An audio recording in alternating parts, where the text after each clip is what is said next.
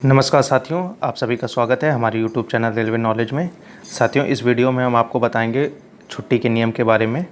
तो सबसे पहले परिभाषा पे आते हैं। छुट्टियां कर्मचारी का अधिकार नहीं है। ये एक मेन इंपॉर्टेंट चीज़ है कि कोई भी छुट्टी कर्मचारी का अधिकार नहीं है। कर्मचारी द्वारा मांगी गई छुट्टी स्वीकृत, अस्वीकृत अथवा रद्द भी की जा सकती है, किंतु कर्मचारी द्वारा मांगी गई छुट्टी का प्रकार सक्षम अधिकारी द्वारा नहीं बदला जा सकता। ये एक रेलवे बोर्ड का ऑर्डर है। कर्मचारी द्वारा मांगी गई छुट्टी का प्रकार सक्षम अधिकारी द्वारा नहीं बदला जा सकता है। रेलवे बोर्ड ने इस नियम की सकारात्मक व्याख्या करते हुए स्पष्ट किया है कि प्रथम दृष्टया किसी भी कर्मचारी को छुट्टी से इनकार नहीं किया जा सकता, क्योंकि छुट्टी पर न जाना केवल रेलवे के हित में है, वरन कर्मचारियों के लिए भी प्रोत्साहन का काम करता है। विशेष परिस्थितियों में ही छुट्टी के लिए इनकार किया जा सकता है एवं लिखित रूप से कारण भी बताना होगा। उपयोग करने के 30 दिन के भीतर ही किसी भी प्रकार की छुट्टी में परिवर्तन करने की अनुमति है। ये एक इम्पॉर्टेंट है। उपयोग करने के 30 दिन के भीतर ही किसी प्रकार की छुट्टी में परिवर्तन करने की अनुमति है। केवल आकस्मिक छुट्टी को छोड़कर विशेष बीमारी अवकाश, अस्पताली अध्ययन आदि छुट्टियों को अन्य छुट्टियों के साथ जोड़कर लिया जा सकता है। आकस्मिक छुट्टी केवल CR एवं विशेष आकस्मिक छुट्टी के साथ ही जोड़कर दी जा सकती है। अब आते हैं अवकाश नियम लीव रूल पर। 1949 से छुट्टी के उदार नियम लागू किए गए हैं। ये इंपॉर्टेंट है। छुट्टी के उदार नियम कब से लागू हैं? 1949 से। इससे पहले कंपनी के छुट्टी नियम फंडामेंटल नियम, रेलवे स्टेट छुट्टी नियम लागू होते थे। छुट्टी का दावा किसी अधिकार के रूप में नहीं किया जा सकता, यह मूल नियम है। ये हमने आपको पहले ही बताया है कि छुट्टी का जो दावा है किसी अधिकार के रूप में नहीं किया जा सकता है, किंतु वर्तमान में इस नियम को सकारात्मक व्याख्या करते हुए रेलवे बोर्ड ने यह स्पष्ट किया है कि प्रथम दृष्टया किसी भी कर्मचारी को छुट्टी से इनकार नहीं किया जाए, क्योंकि छुट्टी पर न जाना केवल रेलवे हित में है, वरन कर्मचारी के लिए प्रोत्साहन का काम करता है। कर्मचारी द्वारा छुट्टी पर जाने से वह मानसिक रूप से संतुष्ट रहते हुए ताजगीपूर्वक काम पर लौटता है, जिससे रेलवे का कार्य सुचारू रूप से दक्षतापूर्वक चलता है।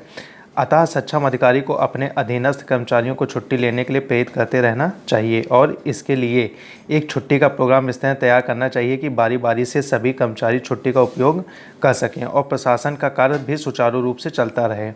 जब तक विशेष परिस्थितियां नहीं हो तब तक छुट्टी के लिए इनकार नहीं किया जाना चाहिए और कारणों को लिखित में अंकित भी किया जाना चाहिए। सक्षम अधिकारी जमा छुट्टी के आवेदन का स्वरूप नहीं बदल सकता। ये इम्पोर्टेंट है। सक्षम अधिकारी जमा अगर जिस प्रकार की छुट्टी जमा है उसको परिवर्तित नहीं किया जा सकता है। साधारणतः छुट्टी उस दिन से प्रारंभ होगी जिस दिन से कार्यभार सौंप दिया जाता है और उस दिन से पहले वाले दिन पर समाप्त होगी जब कार्यभार ग्रहण करना हो। छुट्टी समाप्ति से पहले बिना मंजूरी लिए काम पर नहीं लौट सकते, लेकिन यदि प्रशासन द्वारा काम पर बुलाया जाता है तो उसे ड्यूटी माना जाएगा और नियमानुसार पास, यात्रा भत्ता इत्यादि प्रदान किया जाएगा।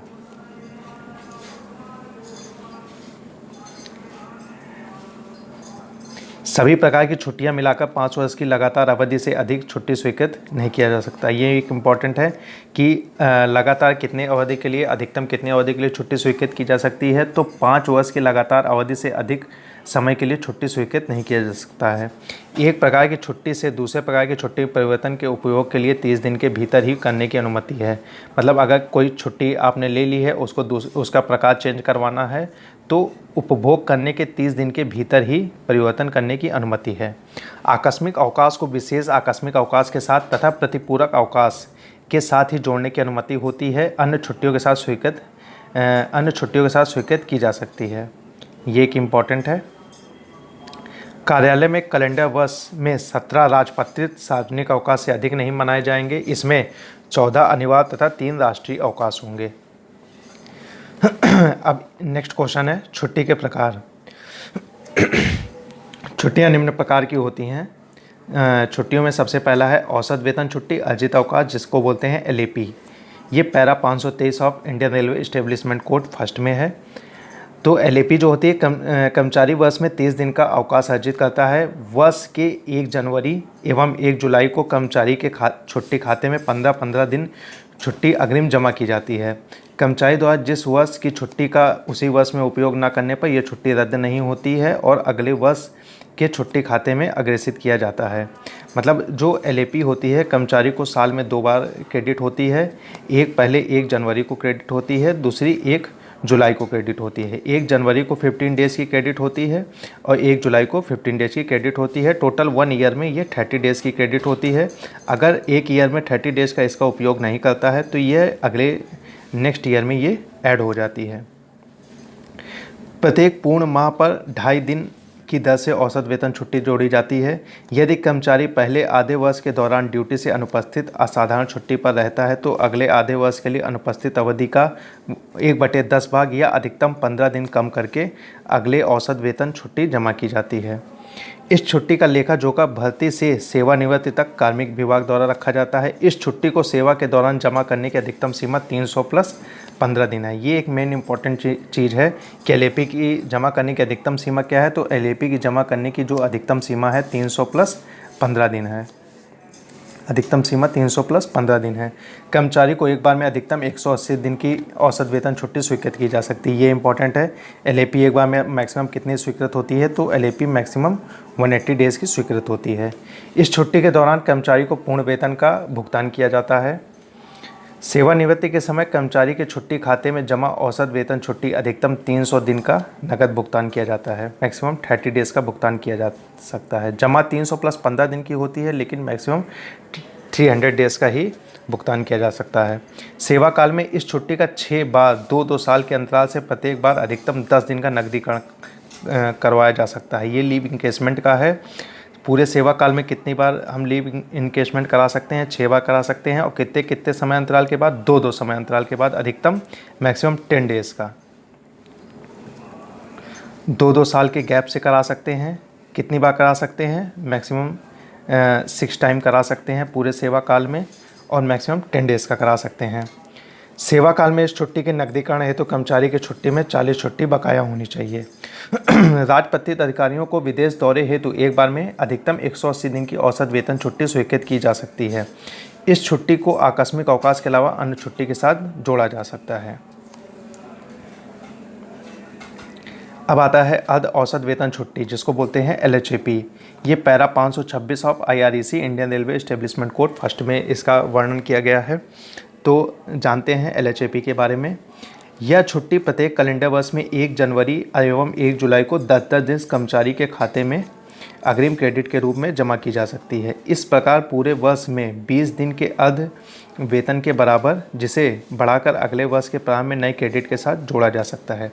मतलब जो LHAP होती है ये कर्मचारी के खाते में 2 बार क्रेडिट होती है। पहली 1 जनवरी को और दूसरी 1 जुलाई को। 1 जनवरी को हमारी 10 छुट्टी क्रेडिट होती हैं, 1 जुलाई को हमारा 10 छुट्टी क्रेडिट होती हैं। टोटल 1 ईयर में हम देखें तो 20 छुट्टी क्रेडिट होती हैं। अगर इन 20 छुट्टी का 1 साल में उपभोग नहीं किया गया तो ये नेक्स्ट ईयर हमारी कर्मचारी के खाते में ऐड हो जाती हैं। प्रत्येक पूर्ण माह की सेवा पर 5/3 दिन की छुट्टी क्रेडिट की जाती है। ये इंपॉर्टेंट, प्रत्येक पूर्ण माह की सेवा पर 5/3 दिन की छुट्टी क्रेडिट की जाती है। मतलब यदि कोई कर्मचारी का रिटायरमेंट फरवरी में है तो उसको 1 जनवरी की 5/3 दिन की छुट्टी क्रेडिट होगी और फरवरी की 5/3 दिन की छुट्टी क्रेडिट होगी। एक बार में इसकी स्वीकृति अधिकतम 24 माह की है। इसको एक बार में अधिकतम 24 माह स्वीकृत किया जा सकता है। सेवानिवृत्ति के समय कर्मचारी के खाते में अर्जित अवकाश 300 दिन नहीं होने पर शेष दिनों के लिए अर्ध औसत वेतन अवकाश का लाभ दिया जाता है, परंतु इन शेष दिनों हेतु आधे वेतन के आधार पर ही छुट्टी का नकदीकरण किया जाएगा। यदि LAP कम पड़ रही है, LAP 300 दिन की नहीं है तो LHAP को जोड़ दिया जाएगा, परंतु LHAP जो है इन शेष दिनों हेतु आधे वेतन के आधार पर ही छुट्टी का नकदीकरण किया जाएगा। मतलब LHAP के आधार पर ही छुट्टी का नकदीकरण होगा। इस छुट्टी का उपयोग अधिकतर बीमारी के कारणों से की जाने वाली छुट्टी के लिए किया जा सकता है। कर्मचारी के खाते में अर्जित छुट्टी बकाया होने पर भी वह पूर्ण स्वीकृति के साथ अर्ध औसत वेतन छुट्टी स्वीकृत हेतु आवेदन कर सकता है, जिसके लिए किसी चिकित्सा प्रमाण पत्र की आवश्यकता नहीं होती। ऐसे मामलों में छुट्टी का उपयोग करने के लिए इसे संपरिवर्तित नहीं करवाया जा सकता है। इस छुट्टी को जमा करने की कोई अधिकतम सीमा नहीं है। मतलब ये अनलिमिटेड है। आप चाहे अपने लीव अकाउंट में कितनी भी LHAP क्रेडिट कर सकते हैं। मिलेगी आपको टोटल मैक्सिमम 20 डेज़ की ही, लेकिन जैसे LAP में होता है आप 300 डेज़ कलेक्ट कर सकते हैं, लेकिन LHAP में ऐसी कोई सीमा नहीं है। इस छुट्टी के दौरान कर्मचारी आधे औसत वेतन को पाने का हकदार होता है। नेक्स्ट छुट्टी है संपरिवर्तित छुट्टी, जिसको बोलते हैं कम्यूटेड लीव। ये एक संपरिवर्तित छुट्टी पैरा 527 में है, Indian railway establishment code first के पैरा 527 में है। चिकित्सा प्रमाण पत्र के आधार पर ली गई छुट्टी को कर्मचारी ड्यूटी पर आने के पश्चात 1 महीने की अवधि के भीतर लिखित रूप में फिट सर्टिफिकेट के साथ अपना विकल्प प्रस्तुत कर देगा। इस प्रकार इस अवधि को पूर्ण वेतन छुट्टी में बदलवा सकेगा। इस प्रकार से बदली हुई अवस्था को संपरिवर्तित छुट्टी माना गया है। कर्मचारी यह छुट्टी अर्जित नहीं करता है। चिकित्सा प्रमाण पत्र के आधार पर अर्ध औसत वेतन छुट्टी को पूर्ण वेतन छुट्टी में बदला जा सकता है। 1 दिन की संपरिवर्तित छुट्टी के लिए 2 दिन की अर्ध औसत वेतन छुट्टी उपयोग में लाई जा सकती है। कर्मचारी के छुट्टी खाते में जमा अर्ध औसत वेतन छुट्टी के अधिकतम 50% को संपरिवर्तित छुट्टी के रूप में स्वीकृत किया जा सकता है। अध्ययन हेतु ली गई 180 दिन की अर्ध औसत वेतन छुट्टी का संपरिवर्तन कराया जा सकता है। यदि स्वीकृत छुट्टी भविष्य में अर्जित अर्ध औसत वेतन छुट्टी में समायोजित नहीं हो पाती है तो मृत्यु, अनिवार्य सेवानिवृत्ति, निष्कासन और बर्खास्त होने के अलावा अन्य स्थिति में छुट्टियों के दौरान दिए गए अर्ध औसत वेतन की कटौती कर्मचारी से की जा सकती है। नेक्स्ट है अनार्जित छुट्टी या अदेय छुट्टी। इसको बोलते हैं लीव नॉट ड्यू। जब कर्मचारी के खाते में किसी प्रकार की लीव नहीं होती है तो किस प्रकार की छुट्टी दी जाती है उसका वर्णन इसमें किया गया है, लीव नॉट ड्यू। ये para 528 of Indian railway establishment code first में इसका वर्णन किया गया है। जब कर्मचारी के छुट्टी खाते में किसी प्रकार की छुट्टी बाकी ना हो एवं वह गंभीर बीमारी के कारण लंबी अवधि में चिकित्सा प्राप्त कर रहा हो तथा उसे इस कारण वेतन नहीं मिल पा रहा हो तो छुट्टी स्वीकृत करने वाले अधिकारी द्वारा यह सुनिश्चित कर लिए जाने के पश्चात कि कर्मचारी वास्तव में गंभीर बीमारी से पीड़ित है एवं चिकित्सक की राय में और ड्यूटी पर आने में अयोग्य है, लेकिन निकट भविष्य में वह स्वास्थ्य प्राप्त करके ड्यूटी पर लौट आ सकेगा एवं शेष अवधि में अग्रिम रूप से दिए जाने वाले अर्ध वेतन छुट्टी को अर्जित कर सकेगा, यह मानकर उसे अग्रिम अर्ध वेतन छुट्टी स्वीकृत प्रदान कर सकेगा, जिसे भविष्य में ड्यूटी पर लौट आने के पश्चात प्रतिवर्ष अर्जित की जाने वाली अर्ध वेतन छुट्टी से कम कर दिया जाएगा। अब ये छुट्टी स्वीकृत कैसी होती है, इसकी कंडीशन दिया गया है। इस छुट्टी की स्वीकृति चिकित्सा प्रमाण पत्र के आधार पर एक बार में अधिकतम 90 दिन, विशेष परिस्थितियों में 180 दिन एवं पूरे सेवा काल में अधिकतम 360 दिन तक के अर्ध वेतन के बराबर की जा सकती है। इस छुट्टी के दौरान कर्मचारी अर्ध औसत वेतन पाने का पात्र होता है। नेक्स्ट है असाधारण छुट्टी, जिसको बोलते हैं एक्स्ट्रा ऑर्डिनरी लीव। ये पैरा 530 में दर्शाया गया है, IREC फर्स्ट के पैरा 530 में इसका वर्णन है। अब ये किस प्रकार की लीव होती है, कब स्वीकृत की जाती है, ये बताया गया है। किसी भी कर्मचारी के खाते में किसी भी प्रकार की छुट्टी बकाया हो अथवा ना हो, अनाधिकृत रूप से अनुपस्थिति के कारण स्थायी कर्मचारी के मामले में 5 वर्ष की अवधि तक असाधारण छुट्टी की स्वीकृति बिना वेतन के चिकित्सा प्रमाण पत्र के आधार पर अथवा बिना चिकित्सा प्रमाण पत्र के आधार पर स्वीकृत की जा सकती है। यह छुट्टी अवैतनिक होती है। तो इसमें मेन इम्पॉर्टेंट ये है कि अनुपस्थिति के कारण स्थायी कर्मचारी के मामले में 5 वर्ष की अवधि तक असाधारण छुट्टी की स्वीकृति बिना वेतन के चिकित्सा प्रमाण के आधार पर अथवा बिना चिकित्सा प्रमाण पत्र के आधार पर स्वीकृत की जा सकती है। यह छुट्टी अवैतनिक होती है। इस छुट्टी को अन्य सभी छुट्टियों, ये छुट्टी जो होती है अन्य सभी छुट्टियों, औसत वेतन छुट्टी, अर्ध औसत वेतन छुट्टी एवं अधेय छुट्टी के साथ जोड़कर लिया जा सकता है, परंतु सभी प्रकार की छुट्टियों का योग 5 वर्ष से अधिक नहीं होगा। मतलब असाधारण छुट्टी जो होती है, सभी प्रकार की छुट्टी जोड़ दें तो तब भी ये टोटल 5 ईयर से एक्सटेंड नहीं होनी चाहिए। चिकित्सा के कारणों को उचित चिकित्सा प्रमाण पत्र के आधार पर सक्षम अधिकारी यदि उचित समझे तो इस अवधि को आरक सेवा में जोड़ा जा सकता है।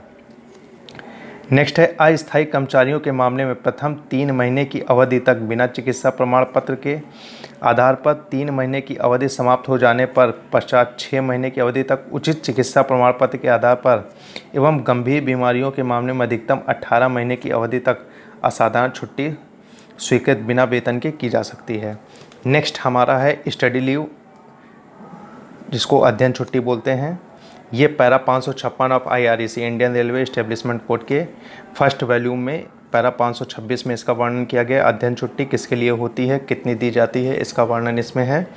यह अवकाश उस रेल कर्मचारी को दे है जिसने 5 वर्ष की सेवा पूर्ण कर ली हो। सबसे पहला इंपॉर्टेंट तो ये है कितने वर्ष की सेवा पूर्ण कर ली हो, 5 वर्ष की सेवा, अथवा अध्ययन अवकाश से लौटने के पश्चात 3 वर्ष की सेवा शेष रही हो। ये दूसरा इंपॉर्टेंट इसका कंडीशन है। यह उस पाठ्यक्रम के लिए मिलती है जो उसके कार्य क्षेत्र से संबंधित हो और सरकार के लिए लाभप्रद हो। एक बार में 12 माह, पूरे सेवा काल में 24 महीने। यह एक बार में 12 माह की मिलती है और पूरे सेवा काल में 24 महीने। और अगर कोई पीएचडी अध्ययन के लिए इसको अप्लाई कर रहा है तो उसके अधिकतम मैक्सिमम 36 माह के लिए मिलती है। मतलब जो अध्ययन छुट्टी हमारी होती है, सबसे पहले हमारी 12 मंथ के लिए होती है एक बार में, और अगर पूरे सेवा काल में 24 मंथ के लिए होती है, और अगर पीएचडी या विशेष किसी अध्ययन के लिए तो ये टोटल 36 मंथ के लिए होती है। अध्ययन छुट्टी में और बताया गया है, इस छुट्टी के दौरान वेतन भारत विदेश में अध्ययन करने पर वेतन प्लस महंगाई भत्ता देय होता है। यह विशेष प्रकार की छुट्टी है जिसे कर्मचारी की नियमित छुट्टियों के शेष में से नहीं घटाया जा सकता है। मतलब लीव अकाउंट से ये किसी अन्य प्रकार की छुट्टी में नहीं घटेगी। नेक्स्ट है प्रसूति छुट्टी, जिसे क्या बोलते हैं, मैटर्निटी लीव। इसका वर्णन para 551 of IRAC Indian railway establishment code के जो वॉल्यूम फर्स्ट है उसके पैरा 551 में इसका वर्णन किया गया है। प्रसूति अवकाश, मैटर्निटी लीव। यह छुट्टी महिला रेल कर्मचारियों को प्रसूति के दौरान 2 जीवित बच्चों पर एक बार में अधिकतम 180 दिन की स्वीकृत होती है। मैक्सिमम 180 दिन की स्वीकृत होती है और 2 जीवित बच्चों पर ही ये स्वीकृत होती है। इस छुट्टी को बच्चे के जन्म से 90 दिन पहले लिया जा सकता है। 90 दिन पहले आप ले सकते हैं और इसका उपयोग प्रसूति से 6 माह के भीतर करना होता है। इस छुट्टी के दौरान महिला कर्मचारी छुट्टी पर जाने से पहले प्राप्त होने वाले वेतन के बराबर छुट्टी वेतन पाने के लिए पात्र होगी। इस छुट्टी को अन्य प्रकार की छुट्टियों के साथ लिया जा सकता है। स्वयं गर्भपात के मामले में चिकित्सा प्रमाण पत्र के आधार पर पूरे सेवा काल में अधिकतम 45 दिन का प्रसूति अवकाश स्वीकृत होगा। ये स्वयं गर्भपात के मामले में पूरे सेवा काल में अधिकतम 45 दिन का प्रसूति अवकाश स्वीकृत होगा। इस पर अभी मिनिस्ट्री का एक करेक्शन आया है जिसमें 45 दिन की जगह 60 दिन कर दिया गया है। उसका लेटर जो है हम अलग से डाल देंगे। यह छुट्टी अविवाहित महिला कर्मचारी, प्रशिक्षणरत महिला प्रशिक्षु एवं तथा कानूनी रूप से महिला कर्मचारी द्वारा बच्चा गोद लेने पर भी दी जाती है। इस छुट्टी को एकमुश्त ही स्वीकृत किया जा सकता है। यह विशेष प्रकार की छुट्टी है जिसे महिला कर्मचारी की नियमित छुट्टियों से नहीं घटाया जा सकता है। नेक्स्ट है पितृत्व अवकाश। पितृत्व अवकाश, पैटर्निटी लीव। तो इस पितृत्व अवकाश किसको, ये पुरुष रेल कर्मचारी को दिया जाता है। यह छुट्टी पुरुष रेल कर्मचारियों को उसकी पत्नी के प्रसूति के दौरान 2 जीवित बच्चों तक एक बार में 15 दिन के लिए स्वीकृत की जा सकती है। तो पैटर्निटी लीव कितने दिन के लिए होती है? पैटर्निटी लीव 15 डेज़ के लिए होती है, 2 जीवित बच्चों के लिए होती है। इस छुट्टी को बच्चे के जन्म से 14 दिन पहले लिया जा सकता है और इसका उपयोग प्रसूति से 6 माह के भीतर करना होता है। इस छुट्टी के दौरान पुरुष कर्मचारी छुट्टी पर जाने से पहले प्राप्त होने वाले वेतन के बराबर छुट्टी वेतन पाने के लिए पात्र होता है। इस छुट्टी को अन्य सभी प्रकार की छुट्टी के साथ लिया जा सकता है। यह छुट्टी अविवाहित पुरुष कर्मचारी, प्रशिक्षणरत पुरुष प्रशिक्षु तथा कानूनी रूप से पुरुष कर्मचारी द्वारा बच्चा गोद लेने पर भी दी जाती है। इस छुट्टी को एकमुश्त ही स्वीकृत किया जाता है। पार्ट में इसको नहीं ले सकते हैं, एक बार में ही ले सकते हैं। यह एक विशेष प्रकार की छुट्टी है जिसे पुरुष कर्मचारी की नियमित छुट्टियों से नहीं घटाया जा सकता। नेक्स्ट है सेवानिवृत्ति पूर्व छुट्टी, लीव प्रिपरेटरी टू रिटायरमेंट और बिफोर रिटायरमेंट लीव। जब कोई रेल कर्मचारी उसकी सेवानिवृत्ति पर उसके छुट्टी खाते में जमा औसत वेतन छुट्टी का नकद भुगतान नहीं चाहता है तो ऐसी स्थिति में उसके द्वारा लिखित आवेदन करने पर उसके खाते में जमा पूरी औसत वेतन छुट्टी या जितने दिन की औसत वेतन छुट्टी का आवेदन किया गया है अधिकतम 300 दिन एक बार में स्वीकृत की जा सकती है, किंतु सेवानिवृत्ति की दिनांक को उसको अपने कार्य पर उपस्थित होना आवश्यक है। इस दौरान सेवा में मिलने वाले सभी लाभ देय होंगे। मतलब जो सेवानिवृत्ति पूर्व छुट्टी होती है, अगर कोई कर्मचारी उसका लीव इंकेजमेंट नहीं चाहता है तो एक बार में वो अधिकतम 300 दिन जो होता है 300 दिन की छुट्टी ले सकता है। परंतु जिस दिन उसका रिटायरमेंट होगा सपोज दैट 30 अप्रैल को उसका रिटायरमेंट है तो उसको 30 अप्रैल को उपस्थित होना अनिवार्य है। नेक्स्ट है आकस्मिक छुट्टी, जिसको बोलते हैं कैजुअल लीव। यह मान्यता प्राप्त छुट्टी नहीं है। कर्मचारी की आकस्मिक आवश्यकताएं पूरी करने के उद्देश्य से दी जाती हैं। इस छुट्टी पर छुट्टी के समान नियम लागू नहीं होते हैं, अतः तकनीकी रूप से आकस्मिक छुट्टी लेने पर कर्मचारी को अनाधिकृत गैर हाजिर नहीं माना जा सकता, ना ही इस आधार पर उसके विरुद्ध कोई कार्रवाई की जा सकती है। ऐसे कर्मचारी जिन्हें राजपत्रित अवकाश का लाभ मिलता है उन्हें कैलेंडर वर्ष में 8 दिन की, तथा ऐसे कर्मचारी जिन्हें इसका लाभ नहीं मिलता है 10 दिन की, एवं पूर्वोत्तर क्षेत्र के पदस्थ कर्मचारियों को 13 दिन की आकस्मिक छुट्टी अनुमेय होती है। दिव्यांग कर्मचारी जो हैं उपरोक्त, मतलब ये जो तीनों कंडीशन है, दिव्यांग कर्मचारी को उपरोक्त तीनों कंडीशन के अलावा 4 आकस्मिक अवकाश अधिक देय हैं। ऐसे कर्मचारी जिनकी नियुक्ति वर्ष के अंत में हुई हो अथवा जिनकी सेवानिवृत्ति वर्ष के प्रारंभ महीने में हो, उन्हें भी पात्रता के अनुसार पूरा आकस्मिक अवकाश अनुमेय होता है। आकस्मिक अवकाश लेने के दौरान पड़ने वाले राजपत्रित सार्वजनिक अवकाश को नहीं गिना जाता है। कार्यालय में पदस्थ कर्मचारियों को अथवा 2 पारियों में काम करने वाले कर्मचारियों को आधे दिन का आकस्मिक अवकाश भी अनुमेय होता है। इसे एक साथ अधिकतम सीमा तक स्वीकृत किया जा सकता है। नेक्स्ट है विशेष आकस्मिक छुट्टी। विशेष आकस्मिक छुट्टी जिसे कहते हैं हम स्पेशल कैजुअल लीव, SCL। निम्नलिखित मामलों में रेल कर्मचारी को विशेष आकस्मिक छुट्टी सक्षम अधिकारी द्वारा मंजूर की जा सकती है, जिसकी अवधि उद्देश्य अनुसार 1 दिन से 90 दिन तक होती है। SCL मैक्सिमम 1 डे से 90 डेज तक होती है। कब कब मिलती है ये इसमें बताया गया है। तो रेल कर्मी सहकारी समितियों के प्रशासन से संबंधित कार्यों को देखने के लिए पुरुष नसबंदी ऑपरेशन, महिला की ट्यूबेक्टमी, लेप्रोस्कोपिक ऑपरेशन, महिला कर्मचारी को बांध्यकरण, IUCD लगवाने पर, पति का नसबंदी ऑपरेशन, खेलकूद एवं सांस्कृतिक गतिविधियों में भाग लेने हेतु पर्वतारोहण अभियान, पर्वतारोहण ट्रैकिंग अभियान, शारीरिक क्षमता अभियान, स्काउटिंग ड्यूटी, गणतंत्र स्वतंत्रता दिवस परेड, स्वैच्छिक रक्तदान, कर्फ्यू, रेलवे सुरक्षा दल की वार्षिक बैठक इत्यादि में भी देय है। मान्यता प्राप्त यूनियन की मीटिंग में भाग लेने के लिए, ये यूनियन की जो मीटिंग होती है BCM, DCM, AGM इत्यादि में भाग लेने के लिए, खेलकूद प्रतियोगिताओं में भाग लेने हेतु, सांस्कृतिक गतिविधियों में भाग लेने हेतु, रक्तदान हेतु, कर्फ्यू के दौरान, विशेष आकस्मिक छुट्टी के दौरान पूर्ण वेतन का भुगतान किया जाता है। नेक्स्ट है प्रतिपूरक छुट्टी, जिसे कंपनसेटरी रेस्ट कहते हैं, CR। यह छुट्टी साप्ताहिक विश्राम के दिन ड्यूटी करने के एवज में प्रदान की जाती है। इसे 1 माह के भीतर उपभोग करना होता है। अधिकतम एक बार में 3 प्रतिपूरक छुट्टी स्वीकृत की जा सकती है। ये इंपॉर्टेंट है। प्रतिपूरक छुट्टी एक बार में अधिकतम कितनी स्वीकृत की जा सकती है? एक बार में अधिकतम 3 स्वीकृत की जा सकती हैं। यह छुट्टी पर्यवेक्षक के अतिरिक्त ग्रुप C एवं D के कर्मचारी को रविवार या अन्य छुट्टी के दिन काम करने के एवज में प्रदान की जाती है। नेक्स्ट है कार्यभार अवधि, ज्वाइनिंग टाइम। ये मेन इंपॉर्टेंट है, इससे कई क्वेश्चन पूछे जा सकते हैं। ज्वाइनिंग टाइम, रेल कर्मचारी का प्रशासनिक कार्यों से एक स्थान से दूसरे स्थान पर स्थानांतरण हो, जिसमें आवास परिवर्तन हो, तो यह अवकाश स्वीकृत किया जाता है, जिसकी अवधि निम्नानुसार होती है। 1000 किलोमीटर स्थानांतरण होने पर 10 दिन, 1000 से अधिक 2000 से कम 12 दिन, 2000 से अधिक 15 दिन। यदि हवाई यात्रा की अनुमति दी गई हो तो 12 दिन। अगर 2000 से अधिक हो और हवाई यात्रा की अनुमति हो तो 12 दिन की ही छुट्टी स्वीकृत होती है। एक ही नगर पालिका क्षेत्र में स्थानांतरण होने पर 1 दिन का कार्यभार अवकाश अनुमेय होता है, अर्थात अगले दिवस पर नए मुख्यालय पर कार्यभार ग्रहण करना आवश्यक है। इसका उपभोग 6 माह के भीतर कर लिया जाना चाहिए। उपभोग नहीं करने पर इसे औसत वेतन अवकाश खाते में जमा किया जा सकता है। इसे एकमुश्त रूप में ही उपयोग किया जा सकता है। यदि कार्यभार अवधि की समाप्ति के बाद अगला दिन छुट्टी का दिन हो तो इस अवधि को बढ़ा हुआ मान लिया जा सकता है, लेकिन पिछले स्टेशन से कार्यमुक्त होते ही इसकी शुरुआत हो जाती है। यदि शनिवार अपराह्न कर्मचारी कार्यमुक्त हो एवं रविवार का अवकाश हो और इस कारण वह सोमवार को कार्यभार ग्रहण करे तो 1 दिन का कार्यभार अवधि का उपभोग किया हुआ माना जाएगा। नेक्स्ट है हमारी CCL, जिसे कहते हैं बच्चा देखभाल छुट्टी, चाइल्ड केयर लीव, CCL। यह छुट्टी महिला रेल कर्मचारी, एकल पुरुष रेल कर्मचारी जैसे तलाकशुदा विधुर अविवाहित पुरुष जिसने कानूनी रूप से बच्चे को गोद लिया हो को छुट्टी खाते में कोई छुट्टी बकाया न होने पर या न होने पर जब बच्चे की उम्र 18 वर्ष से कम हो तो निम्नलिखित शर्तों के आधार पर पूरे सेवा काल में 730 दिन तक दी जा सकती है।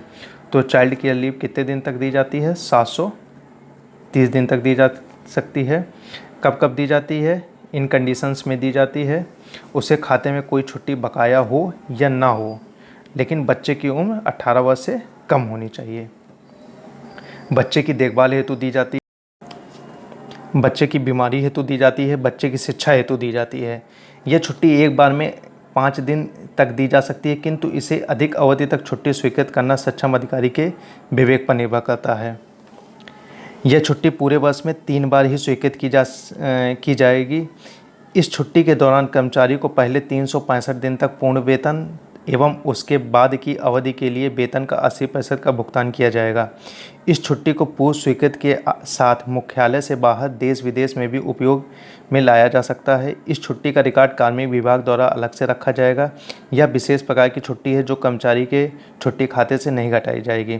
बच्चे के दिव्यांग होने की स्थिति में शिशु देखभाल छुट्टी किसी भी उम्र तक ली जा सकती है। यदि कर्मचारी की वेतन वृद्धि की तिथि CCL के दौरान पड़ती है तो वास्तविक कार्यभार की तारीख से ही वेतन वृद्धि देय होगी।